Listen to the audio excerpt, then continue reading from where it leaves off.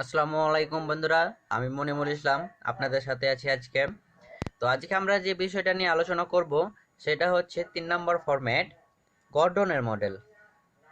Gordon. তো গত ক্লাসে আমরা শিখেছিলাম ওয়াল্টার মডেল। ওয়াল্টার মডেল শিখেছিলাম আমরা গত ক্লাসে। আশা করি ওয়াল্টার মডেল নিয়ে কোনো সমস্যা নেই। তো আজকে আমরা শিখব এই গর্ডন মডেল। তো গর্ডন মডেলের সূত্র ওয়াল্টার মডেলেরই মতো, মাত্র একটি মাত্র সূত্র। আর সূত্রটি হচ্ছে পি মানে হচ্ছে এই market price per share. P সমান ই মানে হচ্ছে ইপিএস বা আর্নিং পার শেয়ার, ফার্স্ট ব্র্যাকেটে অন মাইনাস বি।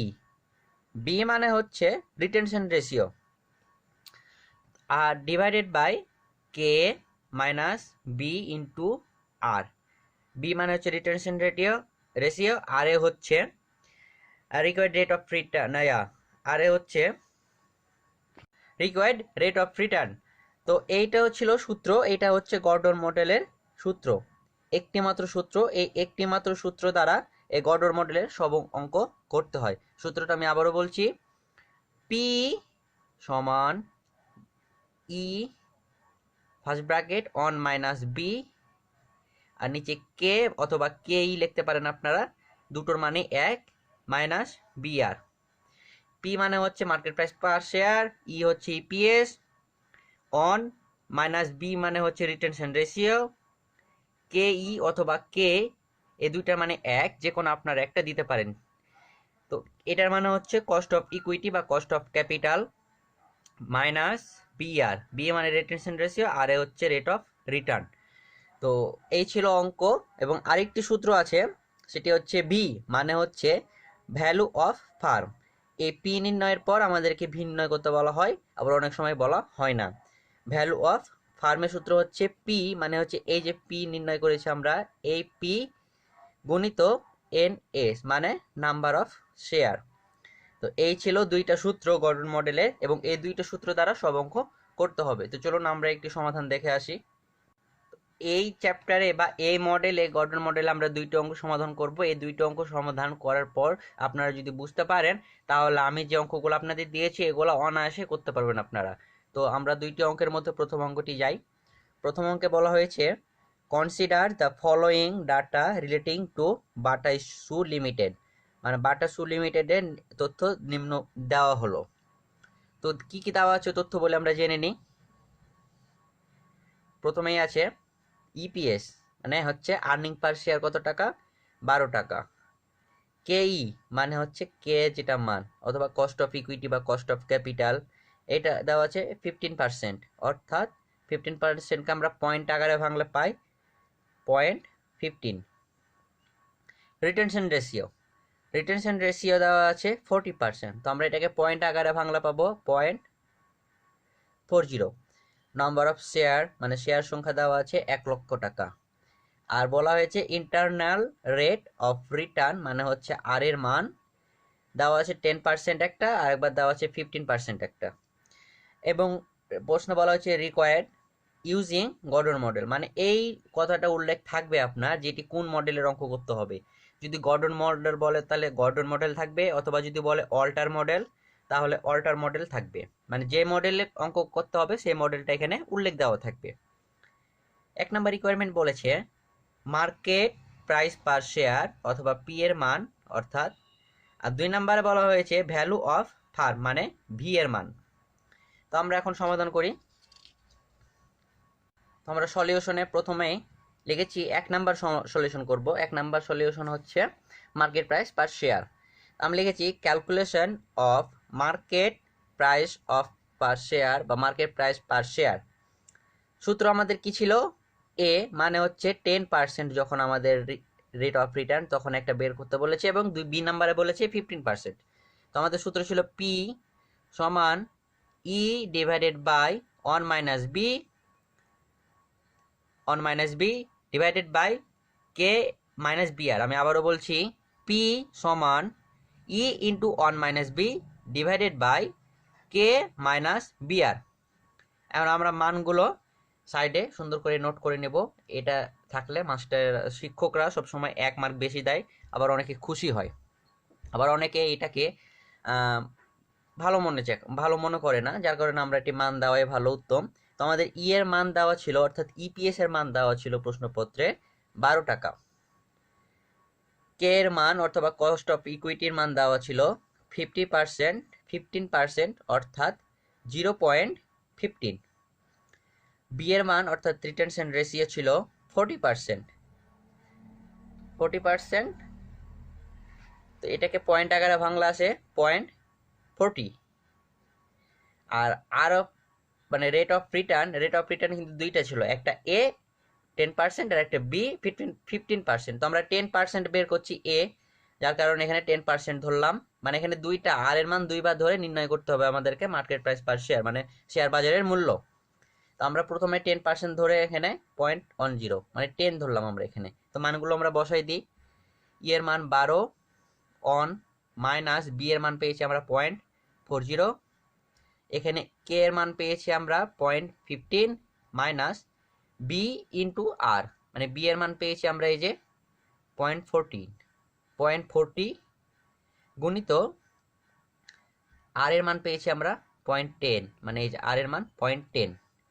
তো এখন 12 বসে গেল, গুণিত 1 মাইনাস 0.40 বাদ দিলে থাকে 0.60 ডিভাইডেড বাই 0.15 মাইনাস -40 গুণিত -10 গুণ করলে আসে 0.004।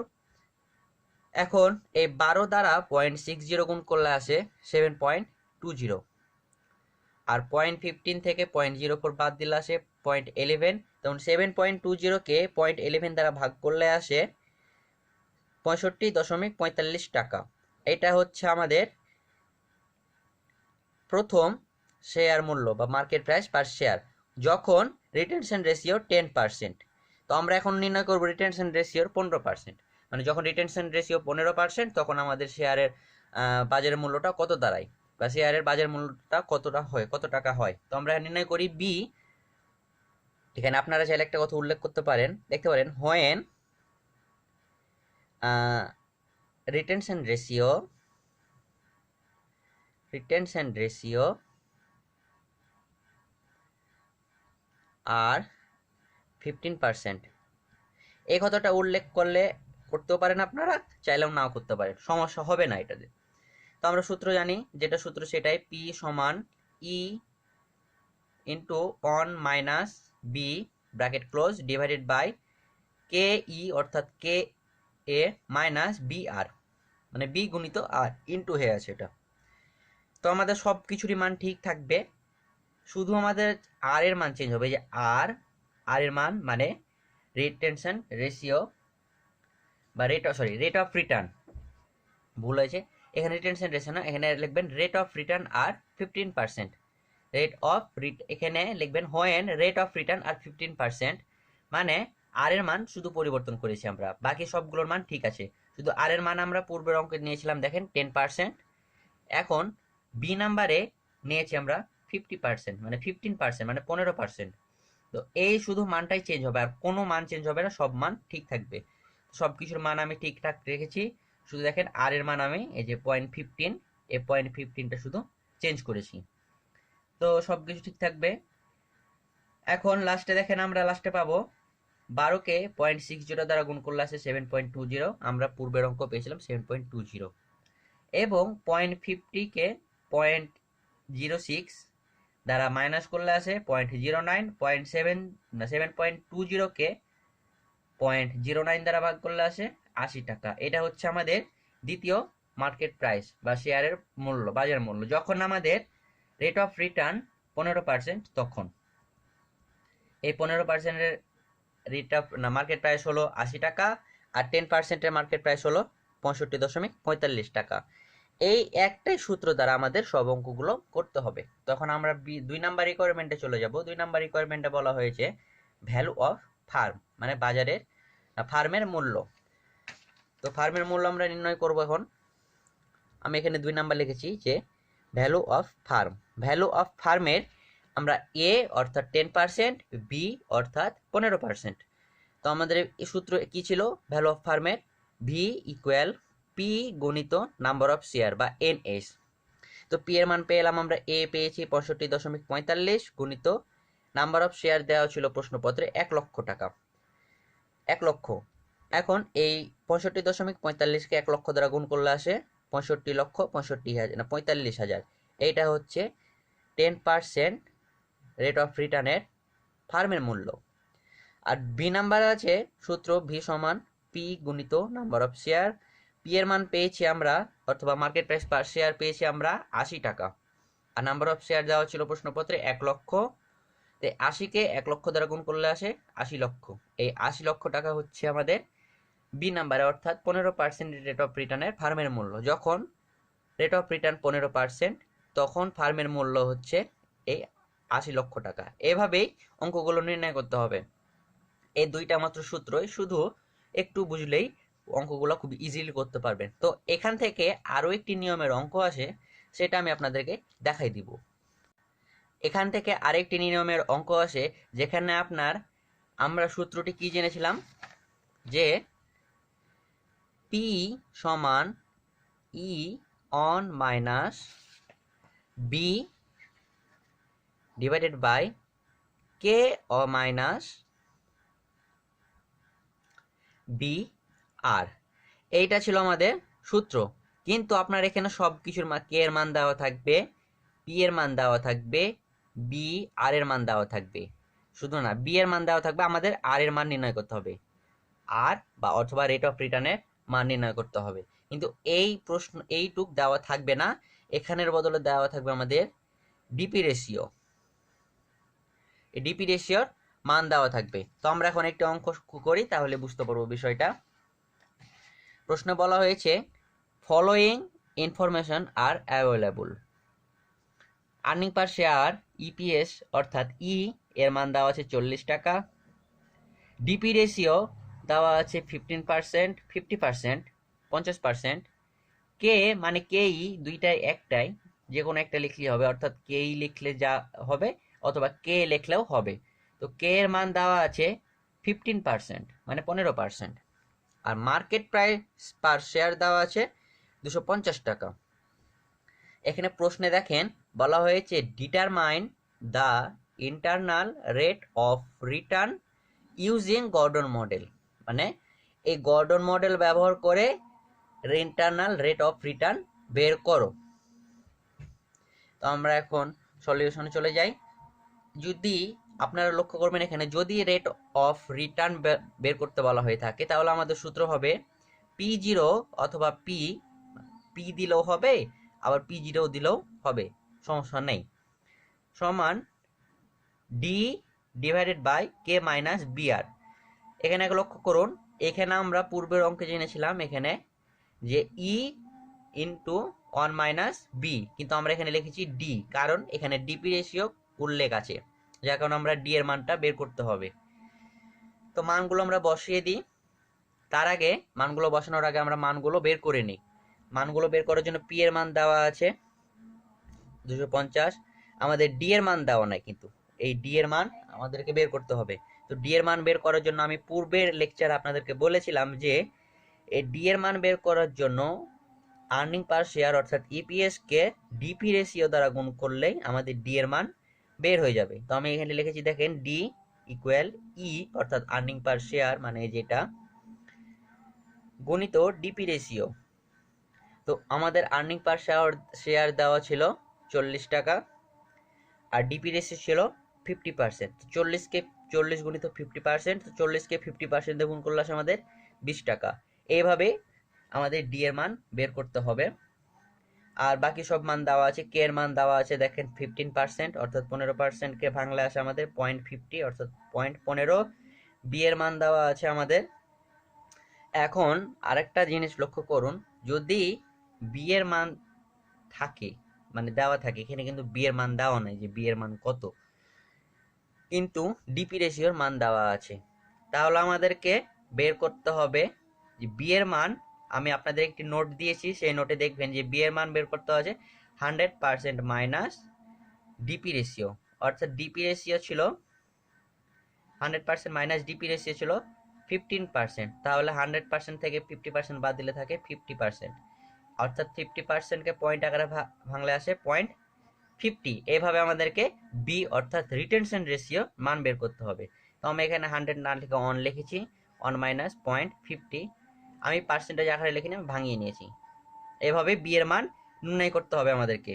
তো মানগুলো আমরা বসিয়ে দিই। কে এর মান পেলাম আমরা 0.15, বি এর মান পেয়েছি আমরা 0.50 গুণিত আর, মানে আমাদেরকে আর এর মান বের করতে হবে, যার কারণে আমরা এখানে আর লিখে নিলাম। তো 250 বসে গেল সমান 20.15। এখন 0.50 গুণিত আর, এইটা গুণিতক অবস্থায় আছে, যার কারণে আমরা এটা গুণ করে নেব। তো গুণ করলে আসে 0.5 আর, আমি এখানে 0 লিখিনি 5 এর পরে, আপনারা লিখতেও পারেন অথবা নাও লিখতে পারেন, না লিখলেও হবে। তো পয়েন্ট না, এখানে 250 বসে গেল, এটা গুণিত। এখন লক্ষ্য করুন এর নিচে কিন্তু আমরা অন ধরলাম, সাপোজ অন ধরলাম। এই অঙ্ক, এইগুলো অঙ্ক আমরা সেকেন্ড ইয়ারে বিজনেস ম্যাথে অঙ্ক করেছি, এরকম অঙ্ক, অথবা স্ট্যাটিস্টিকেও করেছি, তবে বিজনেস ম্যাথে আমরা এই অঙ্কগুলো বেশি করেছি, যার কারণে আমরা এটা বুঝে নেব। অন, এই 250-কে এইটা দ্বারা গুণ করতে হবে, আর এই অনকে দ্বারা 20-কে গুণ করতে হবে। আর গুণ করলে আমাদের মান বের হয়ে যাবে। আমরা আর গুণ করবো এখন। 250 গুণিত এই যে 0.15 মাইনাস 0.5 আর, এই যে মান সমান, এই অনকে 20 দ্বারা গুণ করলে আসে 20। তাহলে আমরা এই 250-কে এখন এই 20 দ্বারা ভাগ করব, বা এই দিকে নিয়ে চলে যাব। তো 0.15 মাইনাস 0.5 আর সমান এই যে 20 ডিভাইডেড বাই 250। তো আমাদের আসে 0.15 মাইনাস 5 আর, এটা বসে গেল। এই 20-কে 250 দ্বারা ভাগ করলে আসে 0.08। এখন আমাদের পরবর্তী পদক্ষেপে যাই আমরা। তো 0.15 মাইনাস 0.8 সমান সমান 5 আর। এখানে লক্ষ্য করুন যে এই 0.8 কিন্তু এই দিকে ছিল, আর এই 5 আর ছিল এখানে, আর এই 0.8 ছিল এখানে। আমি 0.8-কে এইদিকে নিয়ে আসলাম, আর 5 আরকে এদিকে নিয়ে আসলাম। তো 0.07, 15.15 থেকে 0.08 বাদ দিলে আসে 0.07 সমান 5 আর, আর সমান 0.07 ভাগ 0.50। তো আর এর মান আসে 14.14। এখন 14-কে পার্সেন্টেজ আকারে ভাঙলে আসে, গুণ করলে আসে 14%। তো আমি দেখেন এখানে আপনারা আরেকভাবে করতে পারেন, যে আমাদের ওই পারে দেওয়া ছিল 0.15 মাইনাস 0.5 আর সমান 0.08। তো আমি যদি এখন 5 আরটাকে এই দিকে নিয়ে রেখে দিই, তাহলে মাইনাস হয়ে যায়। দেখেন মাইনাস 5 আর সমান 0.8, এইটা কিন্তু প্লাস আছে, তো এই দিকে আসলে মাইনাস হয়ে যাবে, সেটা আমাদের -15। তো এখন 0.5 আর, এখন এটা যেহেতু ছোট আর এটা যেহেতু বড়, তো ছোট থেকে বড় বিয়োগ করলে আমাদের স্বাভাবিক মাইনাস ফিগার আসবে। তো -0.07, এইদিকেও মাইনাস আছে, তাহলে এই মাইনাস এ মাইনাস কেটে গেল, আর সমান 0.07 অর্থাৎ আর সমান 0.14 অথবা আর সমান 14%। আপনারা চাইলে এভাবে করতে পারেন, আপনারা চাইলে এভাবে করতে পারেন, আপনাদের যেভাবে ইচ্ছা সেভাবে অঙ্কগুলো করতে পারেন। তো এই দুই ধরনের অঙ্ক চাওয়া হয় সাধারণত। তো আশা করি আপনারা খুব সুন্দরভাবে বুঝতে পেরেছেন এবং আমি আপনাদেরকে বুঝাতে পেরেছি। যদি কোনো প্রবলেম থাকে তো অবশ্যই আমাকে বলবেন, আমাকে জানাবেন, আমি আপনাদের সলভ করে দেওয়ার চেষ্টা করব। আর হ্যাঁ, এখনও যারা আমার চ্যানেলটি সাবস্ক্রাইব করেননি তারা আমার চ্যানেলটিকে সাবস্ক্রাইব করে দেন, এবং আমি আপনাদের যে নোটটি দিয়েছি ম্যাথগুলো করার জন্য, এই ম্যাথগুলো করলে ইনশাল্লাহ পরীক্ষাতে আপনাদের কোনো প্রবলেম হবে না। আশা করি আপনাদের পরীক্ষা অনেক ভালো হবে এবং আপনারা অনেক ভালোভাবে বুঝতে পেরেছেন। তো আজকের মতো এখানেই শেষ করছি, দেখা হবে আগামী ক্লাসে নতুন কোনো টপিকস নিয়ে। সেই পর্যন্ত আপনারা ভালো থাকবেন, সুস্থ থাকবেন। আসসালামু আলাইকুম।